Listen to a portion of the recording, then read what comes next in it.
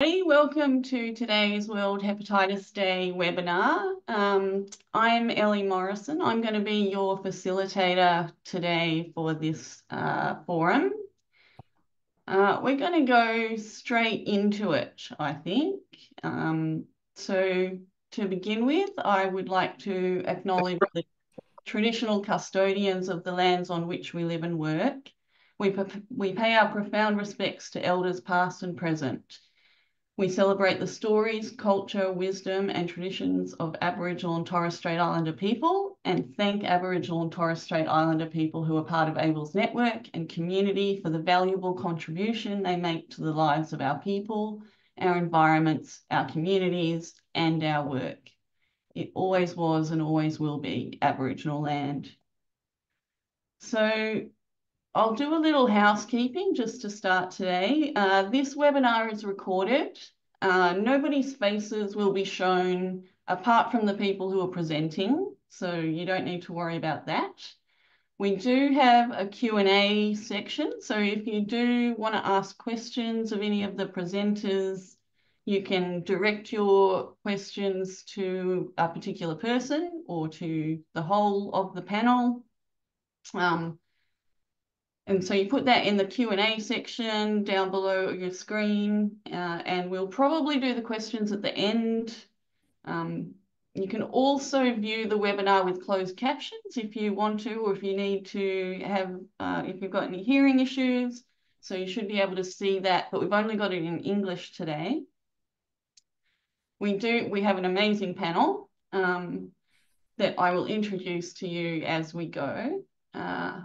But just to start, I wanted to say the reason that we are doing this forum is we wanted to showcase some of the lessons we've learned in the 4 decades of hepatitis C responses and drug user organisations in Australia, the work that our community has done to put ourselves out there front and centre, responding to hepatitis C, but also to acknowledge that hepatitis C is not the only issue we face. And actually, we've learned a lot of lessons in the past that will help us as we go into a new future with other emerging drugs and the things that we're experiencing now as we move towards what's supposed to be the elimination of hepatitis C. So we're in like a changing environment, I think, and all of the things that the leaders of the past have achieved are helping us as we go towards the future. So Fiona Poda is going to be our first speaker. Fiona is one of those people who's been working in this space since the 1990s at national and local levels. She's currently working with Hepatitis South Australia as the NSP Peer Projects Officer. But she also has a long history of working with our drug user organisations across the country in community engagement, where she's addressed stigma and discrimination and run peer education projects. She has personal experience of hepatitis C, injecting drug use, and both drug and hepatitis C treatment. So without further ado, I will pass over to Fiona. Thank you. Thanks, Ellie. So I was diagnosed with Hep C just as it became identified just after the non-A, non-B.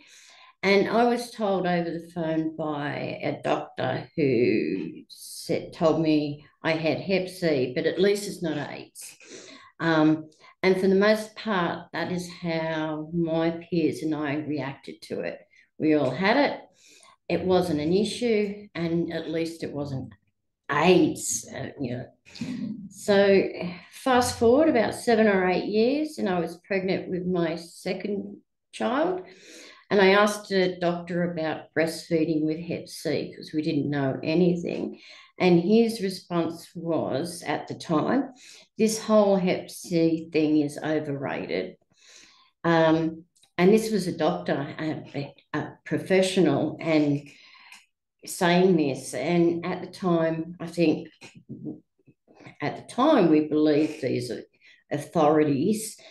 And to my and my friends' thinking, Hep C remained a non-issue. When I started working with drug use organisations, initially with New South Wales Users and AIDS, we did a bit of Hep C prevention education. However, we were coming out of this heightened response to HIV, AIDS panic. So our primary focus wasn't on hepatitis.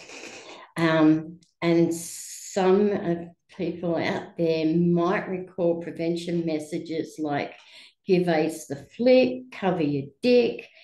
It's not the speed that kills, it's the hit. And apparently, here in South Australia, where I am at the moment, it was clean fit, safe hit, no shit. So flick forward a few more years, and hepatitis is finally getting some traction as an issue affecting people who inject drugs. And we were starting to see people with liver disease, and we were doing some prevention education. Then we started promoting treatment, so interferon, ribavirin, and we heard nothing but horror stories. And these experiences were affecting people's willingness to access treatment to this day.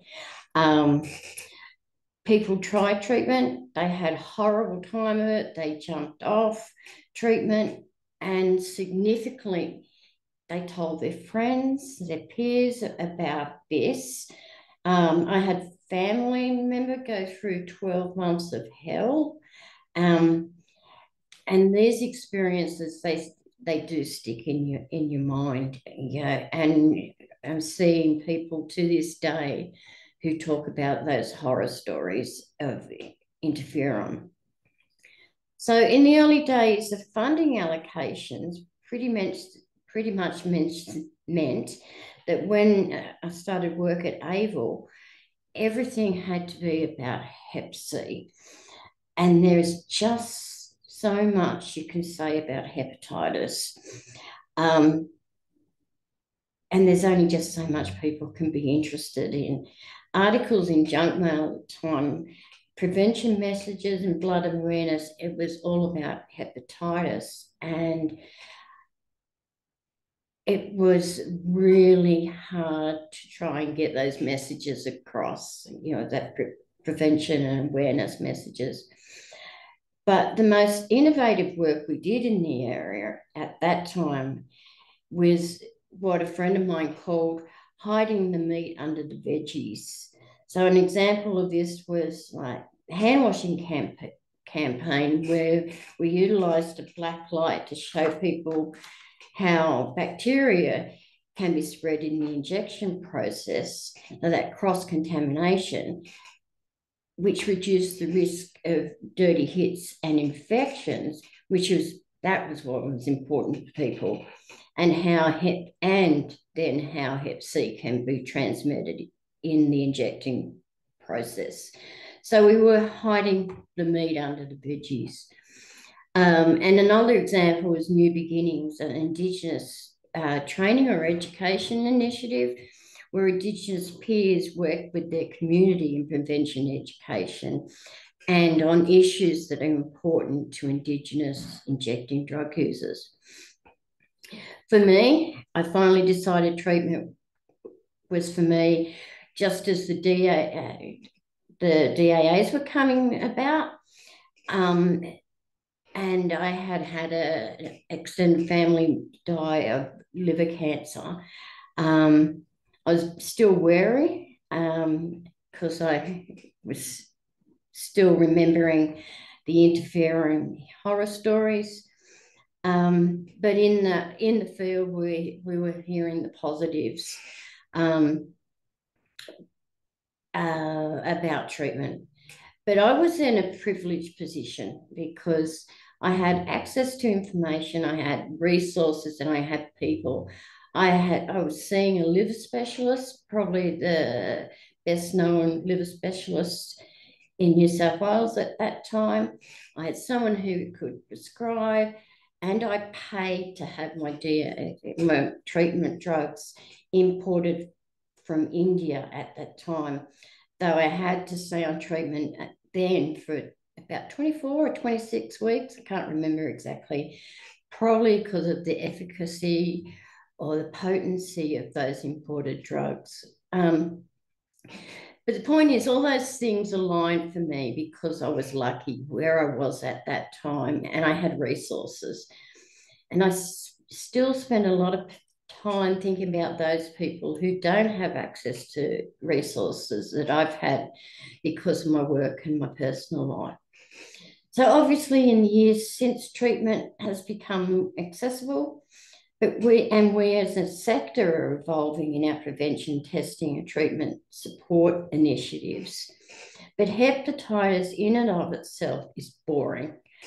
And as I was writing my notes for this, a colleague who was new to the sector went out to speak at a session, which was appropriately advertised, and they took along some food.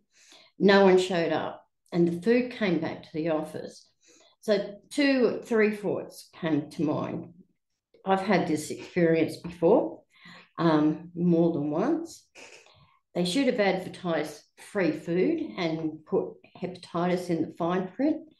And it's really a tragedy because if this group had have been drug users, it would have been such a missed opportunity.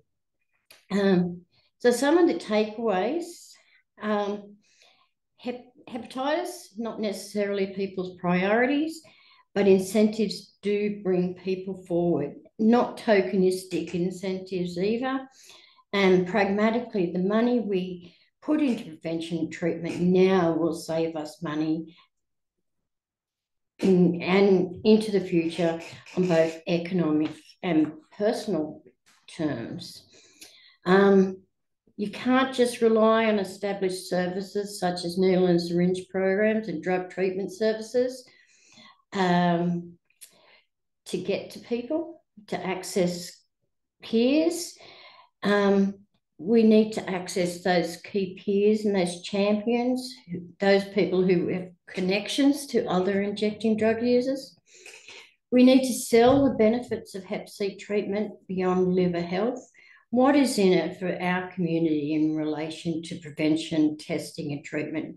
What do they get out of it? Because if you have to have a personal reason for going on to treatment, you know, what's in it for us?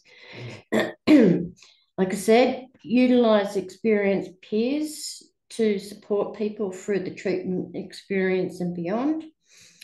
Grassroots campaigns and initiatives should always be community driven, led and driven. People who inject drugs should have ownership of and over campaigns aimed at us. So nothing about us without us. For those working in the sector, take the time and energy to target people's interests. You need to build on the information you want to get across. For participants, the reasons they might be coming in, it could be attending for the socialising, the incentives, the free lunch. The service provider, the main point of the event or session or workshop or whatever it is getting that information across. But for some target groups, it could take a number of sessions. So take your time. As a service provider, you might need to meet KPIs or treatment targets, but your priority should never beat the interests of people who inject drugs.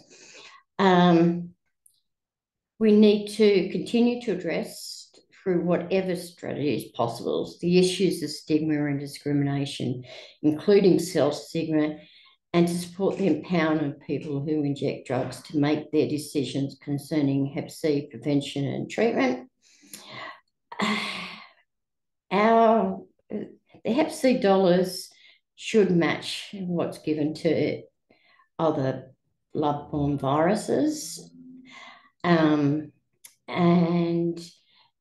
past the past does influence the present, the future, and that's all I've got to say about that. Thank you. Thank you, Fiona. I mean, like, that was so great. And it's so important, I think, what you brought up, that we have to use our experience and our knowledge of our community to know what's the priority for the people that we're working with, and what you have done over the years, and what the people that were involved in this early part of the hepatitis C response was amazing. Thank you for sharing that. Just a reminder that if people want to ask any questions, you can put your questions in the Q&A box at the bottom of the screen. And I will introduce our next speaker, who is Ruth Bergen. Ruth's going to be talking from a gendered perspective. She currently works as a lead with RIN, which is the Women's and Harm Reduction International Network, who have a focus on women and gender diverse people. Ruth's been active in the fields of drug user organising, social justice and harm reduction since the late 1980s. Initially in different states across Australia, and then in the early 2000s, she began working internationally. And throughout her work history, she's demonstrated an interest in issues affecting women who use drugs and exploring innovative solutions to bring real change at service and policy levels. So RIN has also grown exponentially over the past few years and is proving an effective vehicle for working with women and gender diverse people who use drugs and other stakeholders to understand and address gender gaps in harm reduction service provision. Over to you, Ruth. Thanks very much, Ali. And indeed, I'm going to be sort of talking a bit about these issues with a gender lens, but I think it's a super interesting theme as well to kind of look at the lessons from the past and how they can be used to build a stronger future. So thanks for giving me or inviting me to contribute to this webinar. It is an important theme. Oh, have I lost you? No, you're still there. Oh, sorry. Good. Okay, it is. I think it's really important theme given the propensity for fantastic initiatives that have emerged over the years to sometimes be lost or reduced at the hands of donor cycles and other conservative forces. It is indeed a battle to effectively retain and build on those lessons and successes from the past. So, despite the strong start that we had in Australia with a really supportive health minister who made unpopular but informed and rational decisions for the greater good, other factions are evidently threatened by the spectre that we collectively represent to them when we show that we don't neatly fit the drug war propaganda categories of unreliable or sick or dangerous, and show ourselves instead to be capable, defiant, and rightly indignant human beings. So the drug war status quo is threatened, and there's invariably periodically pushback, sometimes subtle, sometimes obtuse. That's certainly been plain when I think back over the 4 decades. Ellie, I was kind of shocked to hear that number, but it indeed is 4 decades. So having been involved from the very beginnings of harm reduction and drug use organising in Australia, a few things stand out. And I recall, for example, the very first peer-involved harm reduction back in the late 80s with the founding of AIVL and community activities in Canberra, which is where I started work with Active. It was called back in those days the drug user kind of organisation, together with Jude Byrne. It was a really exciting beginning with a world of need and a possibility. We were working from living experience and peer knowledge rather than any research-based framework, but we knew instinctively what was required.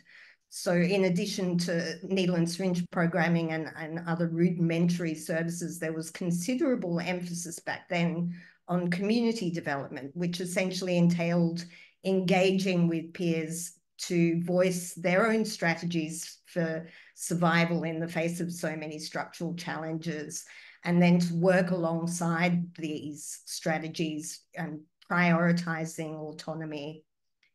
The tribe's work at Newer is a good example, again, an early community development initiative. It sort of played on the fact that there's a really complex interweave of people from all backgrounds forming distinct networks within the drug using community. And that work kind of tried to find ways to navigate those intersecting oppressions. So there were distinct groups for like bikers and sex workers and others, and opportunity to lead in their own initiatives. But where are the resources for community development nowadays? Community development recognizes the structural oppression stemming from prohibition, not from the drugs or the people who use them. And it works to elevate engagement with and voice from people who use drugs to carve pathways towards full realization of human rights. These important foundations seemed to be, quite soon swept to the background as funding became more targeted and increasingly tied to clinical markers and rigid indicators. But the best programs continued to revive these critical undercurrents with or without funding as best they could. What we already knew from the beginning has only recently become recognized officially, through things like the Global AIDS Strategy, and that is that community-led programs are best. It's like, duh, to us, but seems to still be a surprise to others. But by the early 90s, Australia was seen to be leading the world on these initiatives, having averted an epidemic with peer-led responses. But since then, and after years of Conservative government, the energy has been threatened by ever-narrowing parameters. The failure to institute heroin programs is a key case in point. The flame has sometimes become a flicker, but the people who use drugs have ensured that it cannot be extinguished. When we look at hepatitis C response in Australia, there's no doubt that the strong community-involved response to HIV put us in much better preparedness. And there are some fabulously successful early peer-driven examples. Standing out in my memory in particular is an initiative from Harm Reduction Victoria led by Jenny Calsall, where peers were greeted and inducted into prospective treatment by peers, by trained peers. The clients were understandably super anxious about interferon, but through that peer-assisted process, certainly lives were saved. Back then, the very imperfect nature of the treatment was not the only hurdle for people to grapple with. Now, with much better, the direct-acting agents, other barriers to access remain in starker relief, perhaps. One of the key remaining challenges is to better understand and respond to the situations of women and gender-diverse people. An important example, though under-researched, is that it appears that women have a disproportionate risk to hepatitis C, and certainly lesser understood indications as well of biological experience with hepatitis C. Women are known to face gendered challenges as a result of drug prohibition and compound stigma, which reduces service access. We hear the concepts of double and triple stigma and intersectionality, but too often fail to drill down and properly consult affected people and unpack and properly meet needs. Our whole community routinely deals with horribly unjust stigma, But let's see how this crazy war on drug users actually harms women and gender diverse people in different ways. For example, the huge anxiety women experience when faced with childbirth or abortion. Will there be proper pain relief? Or even going every day or on a routine basis to get methadone. That's a perfect stalker scenario, leaving you nowhere to hide, let alone the risk of running into an abusive partner and that blokey environment. And the urine testing, so fraught for women and gender diverse people. The spectre of child custody challenges. The gender disincentive list goes on, and impacting, of course, also hepatitis C treatment and testing. Where are the structures for women and gender diverse people to gather, mobilise and voice their issues? Where are the nationwide low threshold, no cost methadone clinics with no urine testing and standardised nationwide take-home dosing? Where are the peer-staffed women-only spaces and times? Where is the harm reduction staff training on sexual orientation, gender identity, gender expression, and sex characteristics?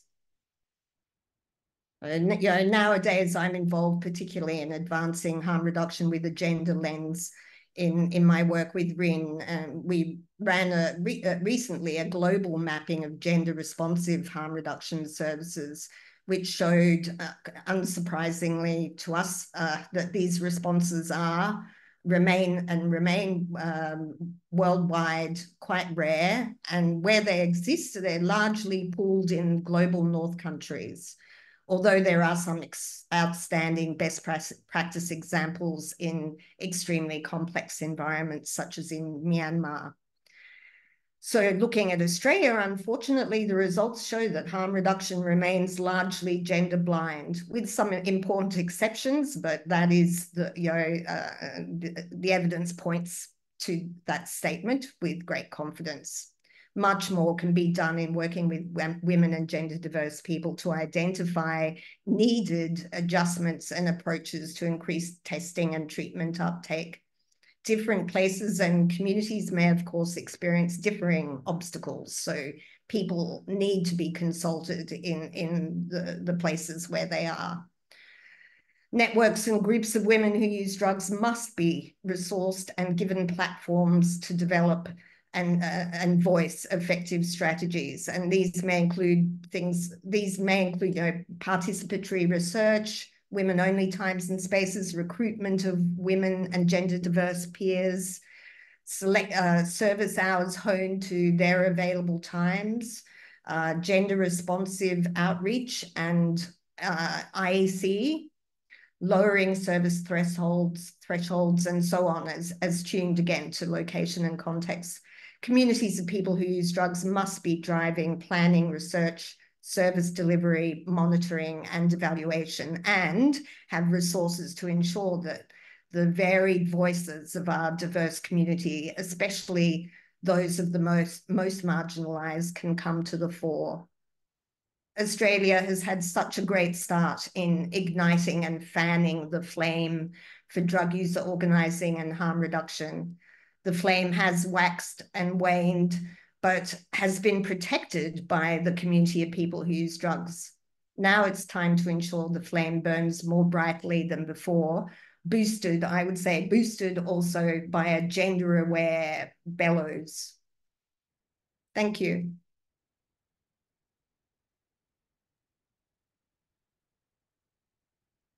Thank you so much, Ruth. That was amazing. I feel like we're getting some consensus already, or we've got a bit of a thread running through about the importance of the community being centered and people who are affected by Hep C and people who use drugs as knowing their communities and needing to be allowed to have the resources and the capacity and the environments for us to do what it is that we need to do. It's so amazing to hear about what has come over the last 40 years but also that we're still a long way from achieving equity. I will pass on to our next speaker, Charles Henderson. who is also going to be talking about hepatitis C. Charles has been working since the 1990s in various peer capacities. He started out in Aotearoa, New Zealand, and moved to Australia in 2016, where he's worked in some of our drug user organisations and on several hepatitis C related projects. So Charles, over to you. Thanks, Ali. I'd also like to acknowledge I'm on Boorong land of the Kulin Nation, and pay my respects to Aboriginal and Torres Strait Islanders peoples across this country, and recognise sovereignty was never ceded, and also to recognise First Nations efforts and struggles across the world. I'm going to be talking a little bit about peer leadership that furthered the health and lives of people who use drugs, and what that means around hepatitis C elimination. So I reflect on peer leadership back in the day or then, and most of all, let me say that the foundations are deep, and that's good. For places like Australia, fortunately, drug users have worked hard to own the space from the earliest inceptions from the 80s. And in early days, we were faced with what was really a public health initiative in broad terms. And the concept of drug user health and drug user living was not on that agenda for the most part. Certainly not in the room that was making decisions affecting our community. And yet the agenda was all about HIV when peers first started stepping up to the plate. And public health meant one thing for the public health wonks out there, but quite enough for the early drug using advocates and activists. Yes, public health was palatable for society to swallow the idea of drug user health and drug user living and not have a collective heart attack in the process. But public health was all about preventing the transmission of HIV among drug users, and from there to the wider community via sexual interactions. People cared about the second part of that sentence. Drug-using peer leaders cared about getting a seat at the table. The original drug-using peer leaders cared about this because HIV back then meant a life cut short, and it was all too real. AIDS was a reality, and those that were around then know and knew how devastating that was. Society feared HIV, and everything was assessed in terms of risk. Everything went through the lens of HIV transmission and public health. Drug user organisations and drug using advocacy and activism came from this epidemic in this part of the world. Hepatitis C wasn't even in the mix in those days. By 86, 87, Sydney had started a peer-operated NSP. It was probably the first in the world, I think it is. Other states and territories weren't far behind. Even Aotearoa in New Zealand had a peer-led national needle and syringe program about 12 months later. All of this work was generated by drug-using peers activating and doing it for themselves, with partners and supporters stepping up as well. Peer leadership worked the narrative because those leaders knew it was needed and cared enough to say no way.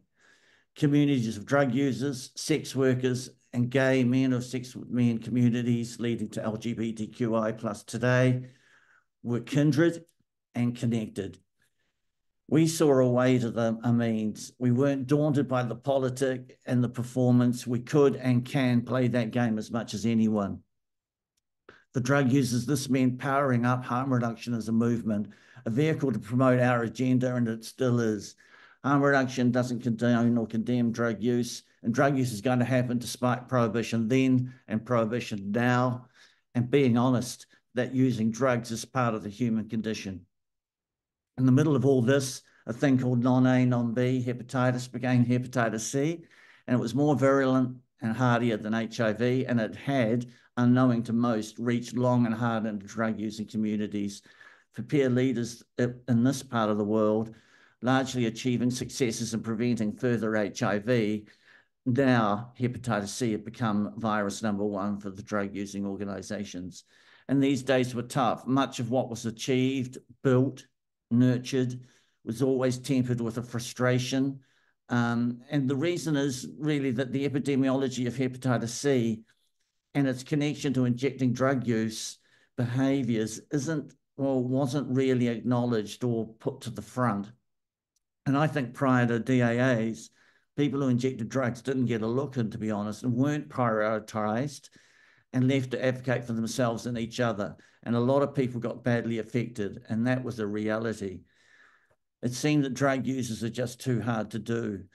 So drug using peer leadership has to be true to who we are and to who you are, and true to the ideas that we hold as self-evident, and to be able to collectively come together to find common ground.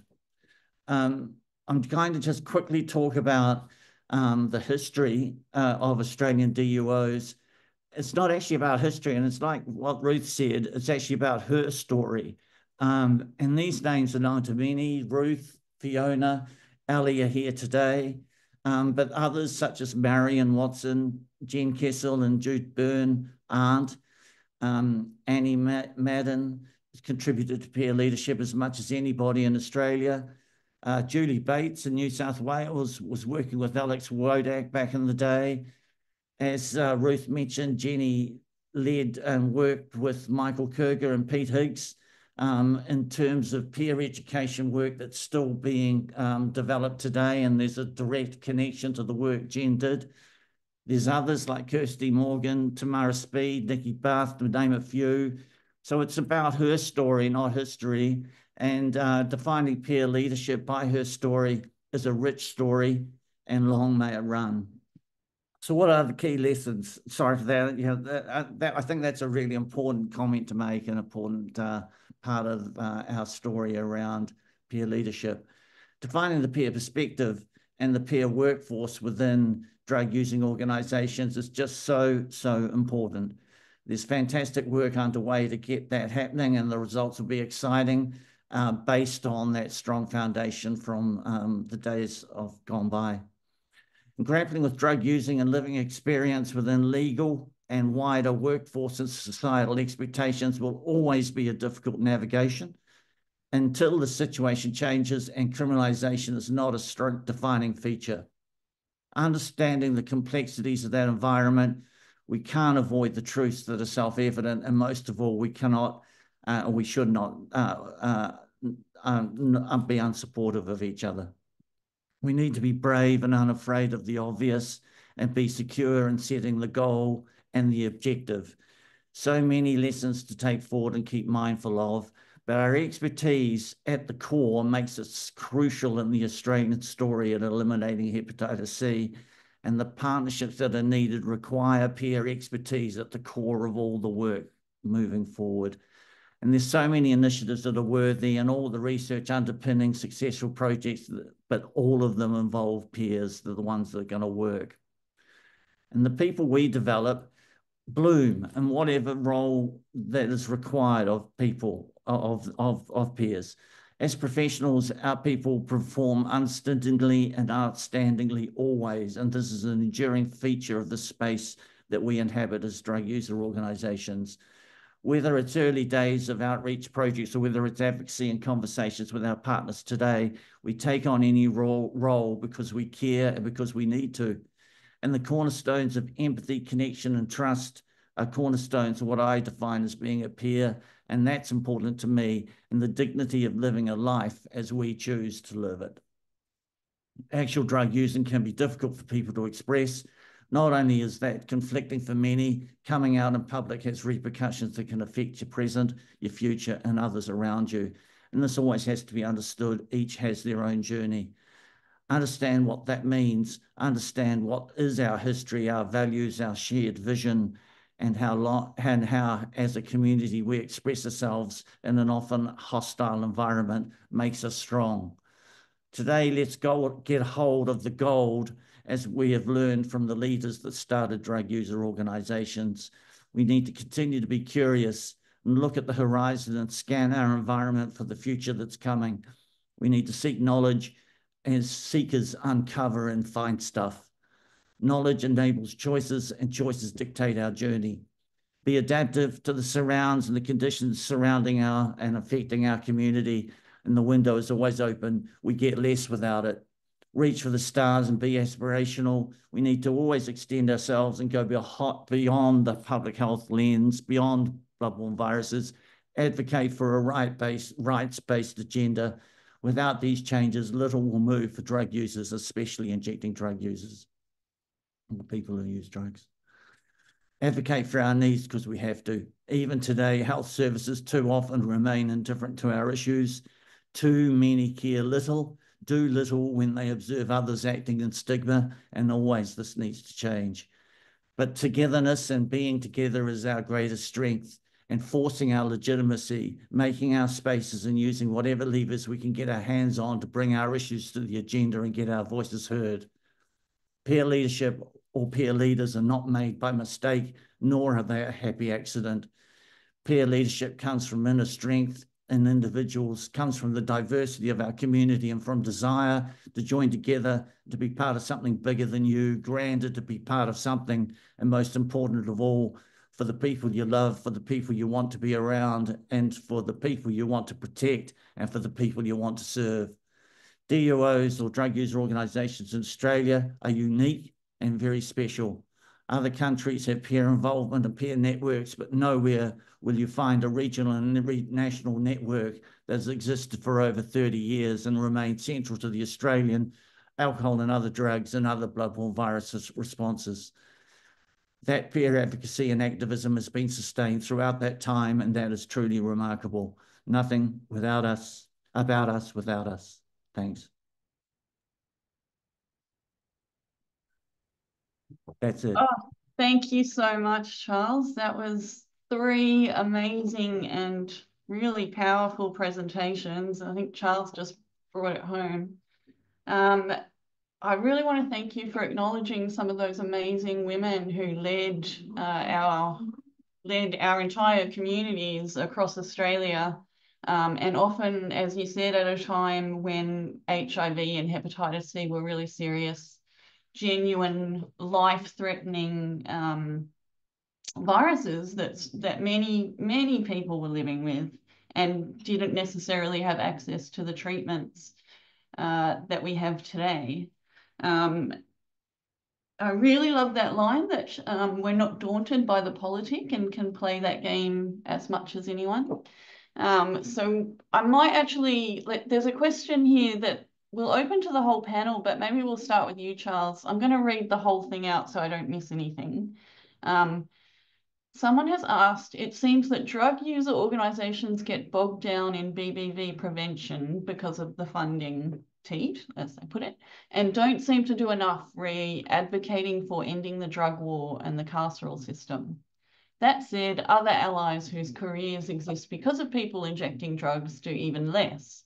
It would be great if the speakers, if you want to, can suggest strategies that peer organisations and projects can use to demand more of allies in the sector in regards to addressing ending prohibition, particularly in relation to bloodborne virus prevention, and given that criminalisation is inherently related to BBV transmission. And can you also reflect on civil disobedience as it was used historically by drug users in undertaking community development, and suggest what future or contemporary drug users undertaking civil disobedience might entail in a local context? Did you get all that? Quite a question, quite a long one. I think that for too long, drug users and drug user organisations have had to do the heavy lifting on this topic. And whilst I don't shirk from that, and I think that we should be leading that, I feel like I would like to see more from our partners in terms of their stake in the game. There's been a lot of research, there's been a lot of evidence, and there's been a lot of history that points to criminalisation being a fundamental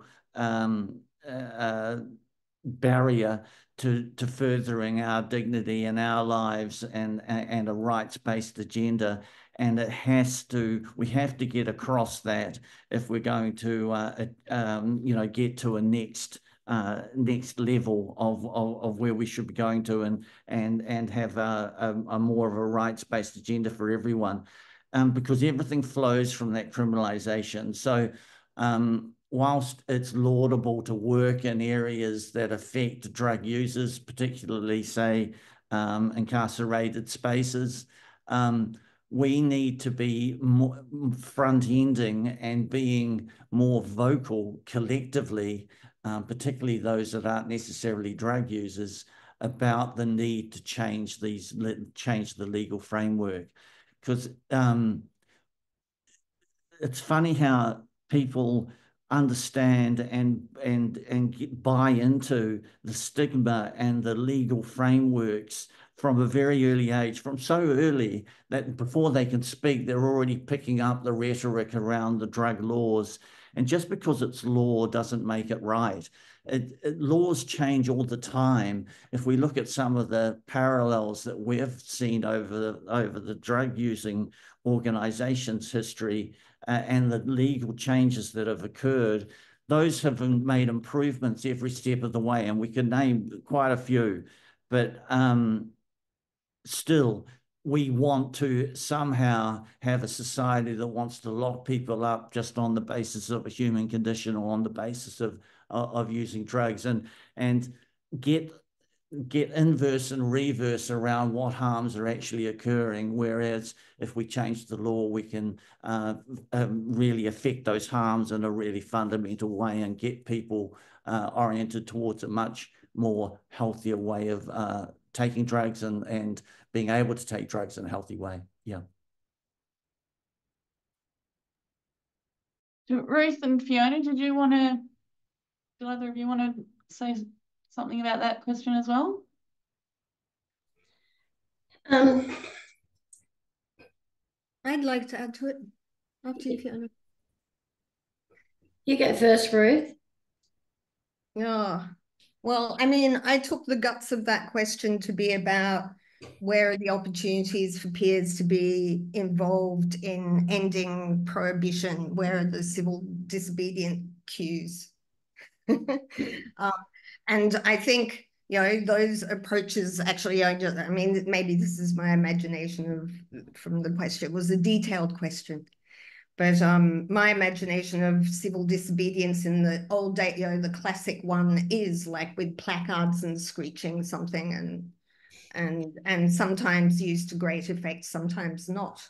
And I think we've learned lessons from some of our partnerships as well with other communities affected by HIV, sex workers, gay men, their campaigns, and our own version of those have been used to great effect and still can be.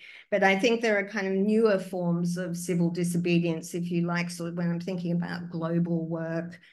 And your question was about more kind of local, I think, but I think indeed we need to create more connection between the global level advocacy around decriminalisation, challenging the international drug conventions and stuff.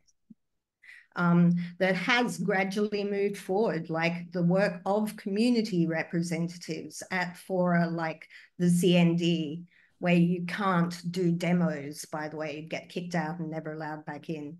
You can do them outside the building, though. We did do that once. But yeah, you got to pick your locations and figure out how to work them. And the CND in particular, that's where the heads of drug law enforcement around the world gather to, defend their conservative positions, to support prohibition. And, just in the last CND, for the first time ever, a vote took place instead of the general, very, very clunky consensus system. And for the first time ever, the words harm reduction now appear officially in their processes. The direction is all in one way. I mean, it's horribly painful, but we are part of it's painfully slow, but we are part of a global movement. We can compare to like slavery and, racism, that's a really important social movement, and change doesn't always happen overnight. Doesn't happen overnight, But we've seen colossal changes in that time. Decriminalisation, the living example of complete decriminalisation from Portugal, and with it all its gendered implications to prohibition. You know, we can't. I think more and more evidence is swinging it that way. And at a local level, I'd like to think that if you go to your state drug user organisation and chat with them about what's the next fun thing to do against prohibition, there'll probably be opportunities, and also through AIVL at a national level. Sorry for rambling on, but that was a great question. Thank you. Just to go back on what both you, Ruth, and Charles said, I think reflecting back, we could really learn some lessons from the gay men's addressing homosexuality, and they've changed the legislation. But it did take that really being out there and on a personal level. And I suppose I wonder if it's the criminality or the criminalisation of drug users that stops us being able to really get out there because of the effects that it has on us as individuals, coming out and, doing those protests and doing that activism and getting out there. But on the flip side, how does that, affect us and being criminalised? Well, yeah, I think those are some really great points. There is another question here that I'm going to interpret a little bit because it goes to what you've all said. So a couple of people have talked about the punitive way that pharmacotherapy is provided in Australia, and how that, how does that impact on people getting access to Hep C testing and treatment? Does anyone want to say anything about that?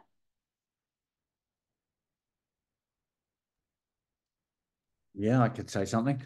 I think that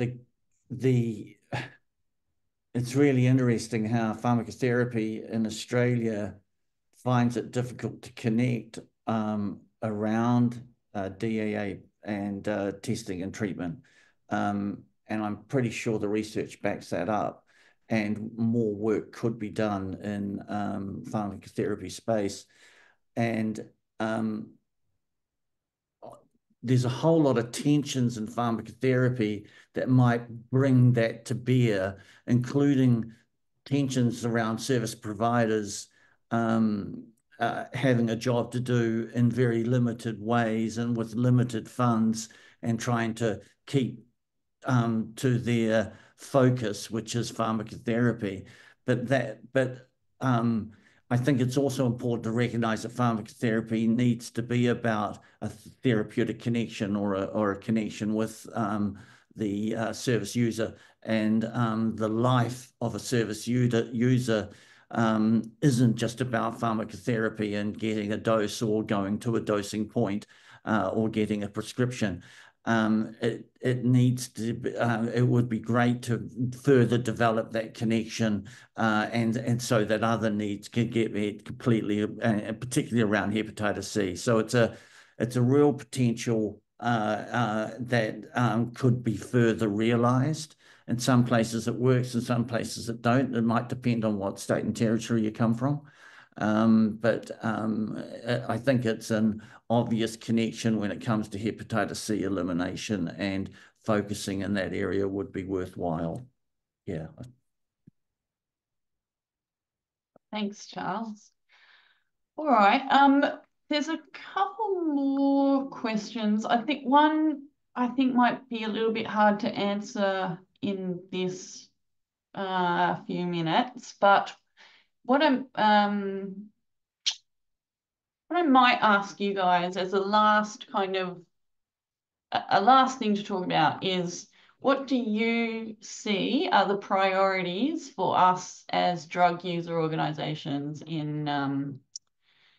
as not just drug user organisations, but as drug user advocates, shall we say, in achieving what it is that we want to achieve in this country over the next few years? What's the one thing you want to see us all do?